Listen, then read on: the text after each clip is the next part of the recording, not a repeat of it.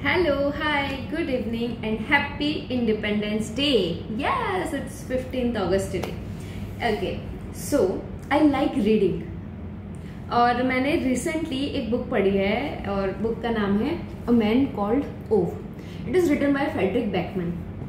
इसमें जो स्टोरी है it is of course a story about a man named Ove. इसमें जो ये है Ove, he is in his late 50s early 60s, वैसा वाला कुछ सिनेरियो है. और इसका जो बेसिक प्लॉट है वो ये है कि ये जो ओव है वो सबसे इरिटेटेड है. मतलब उसको ना कोई भी अच्छा नहीं लगता, क्योंकि उसको लगता है कि दुनिया मतलब अच्छी नहीं है ना. तो वो सब पे चिढ़ता रहता है. इसका जो फर्स्ट सीन है, जो बुक की ओपनिंग है, उसमें ऐसा बता रखा है कि वो ओव जो है वो मतलब कंप्यूटर खरीदने जाता है एक शॉप पे. और वहां पे मतलब वो उसका जो सेल्स मैनेजर जो होता है ना, सेल्स मैनेजर ही बोलता है आई थिंक, यस, उससे उसकी काइंड ऑफ बहस हो जाती है, क्योंकि उसको ऐसा लग रहा था कि वो सिर्फ हर कुछ बेचने की कोशिश कर रहा है. तो वो थोड़ा सा वैसे लोग होते हैं ना, थोड़ा सा सनकी से वैसा सा कैरेक्टर है इसका.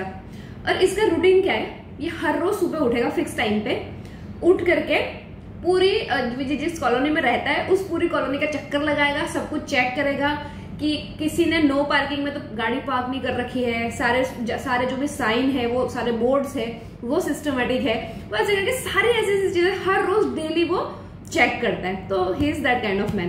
पता है, अभी जब मैं एक्सप्लेन कर रही हूँ मुझे एक स्टोरी याद आ रही है. Class 12 CBSE. अगर आप में से किसी ने भी किसी ने अगर CBSE से क्लास 12 कर रखा है तो उसमें एक स्टोरी थी, एक टेक्स्ट बुक थी हमारी हिंदी की, वितान ना, वितान भाग 2. एक्चुअली मैंने अभी रिसेंटली स्टोरी पढ़ी है. तो उसमें जो फर्स्ट चैप्टर है, उस चैप्टर का नाम है सिल्वर वेडिंग, है ना. उसके राइटर है घनश्याम जोशी. ठीक है, मैंने बहुत रिसेंटली ये स्टोरी पढ़ी थी. मतलब मैं पढ़ती रहती हूँ, मुझे स्टोरी बहुत पसंद है जो मैं बता रही हूँ ना पर्टिकुलर. तो उसमें जो एक कैरेक्टर है वाईडी पंत करके, यशोधर पंत, वाईडी पंत ऐसा करके ना, तो उनका जैसे कैरेक्टर है ना, उसमें क्या है, वो यशोधर पंत जो है वो अपने बच्चों से, अपने फैमिली से सबसे नाराज रहते हैं. उनको मुझे गुस्सा आता है लोगों पे, क्योंकि उनको ऐसा लगता है कि कोई उनको समझ नहीं रहा है, ये दुनिया उनके अकॉर्डिंग नहीं है. तो अगर if you guys are interested in to like good stories, please read this story. आपको है ना प्ले स्टोर पे ये ऐप मिल जाएगा, NCERT बुक्स एंड सॉल्यूशन करके. उस ऐप में यू कैन डाउनलोड दिस, मतलब कि क्लास 12 की हिंदी की टेक्स्ट बुक, और आप पढ़ सकते हो. So beautiful story. मतलब if you are like me, बीच बीच में से लगेगा कि यार कितना बुरा हो रहा है, वैसे वाली फीलिंग आएगी. खैर, उससे हटके यहाँ पे आते हैं. तो हाँ, ये जो बुक है, तो इसमें ये जो इंसान है वो थोड़ा सा उस तरीके का, सब पे गुस्सा आता रहता है. इसकी जो वाइफ होती है ना, उनका नाम होता है सोंजा. और सोंजा जो होती है वो उसके बिल्कुल अपोजिट है. मतलब इसको कैसा है, ओव को कैसे कि वो नॉर्मली किसी से बात करना पसंद नहीं करता है, सबसे इरिटेटेड रहता है, वो वैसा सा है. सोंजा ऑन द अदर हैंड वो ऐसे, उसको सबसे बात करना पसंद है. और ये वो ओव जो है उसको सोंजा से लाइक ऐसा लव ऑफ हिज लाइफ वैसा वाला सीन है, और सोंजा को भी ओव पसंद है. बट यहाँ पे ट्विस्ट ये होता है कि सोंजा जो होती है उसकी डेथ हो चुकी होती है. ठीक है, तो फर्स्ट स्टोरी मतलब फर्स्ट चैप्टर से ओव है वो ये ट्राई कर रहा होता है, मतलब उसको ऐसा लगता है कि लाइक ये दुनिया कुछ अच्छी नहीं है, मुझे इसमें रहना नहीं. तो वो खुद को लाइक ही ट्राई टू सुसाइड.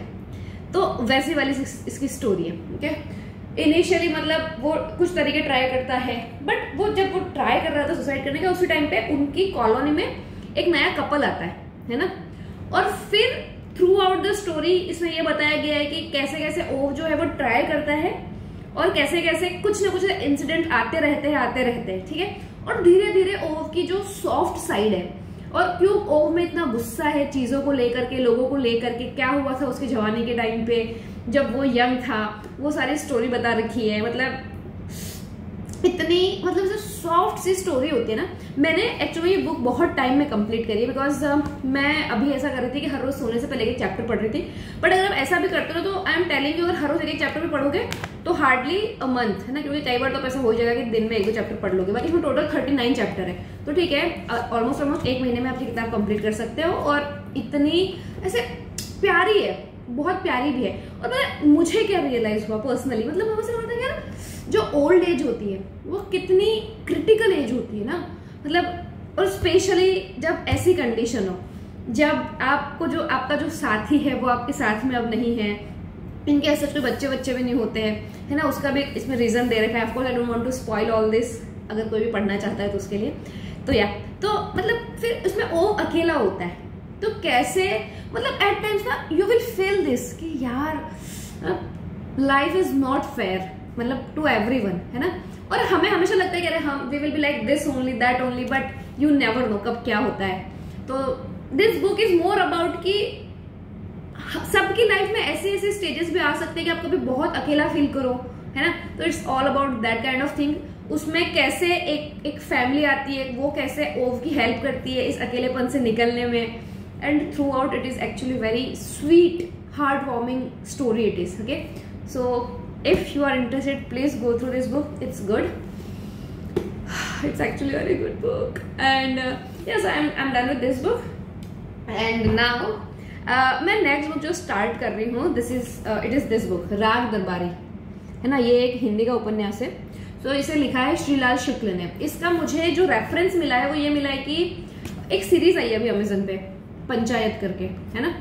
तो मैंने कहीं पे से ऐसे पढ़ा था कि लाइक इसकी स्टोरी मोर और लेस पंचायत जैसी है ना।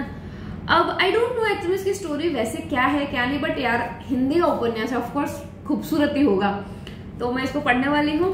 आई will let you guys know ये कैसा है क्या है करके, बट इन ड्यू टाइम अगर टाइम मिलता है तो go through this book. And if you have any recommendations then let me know. Okay, till then, okay, tata, take care.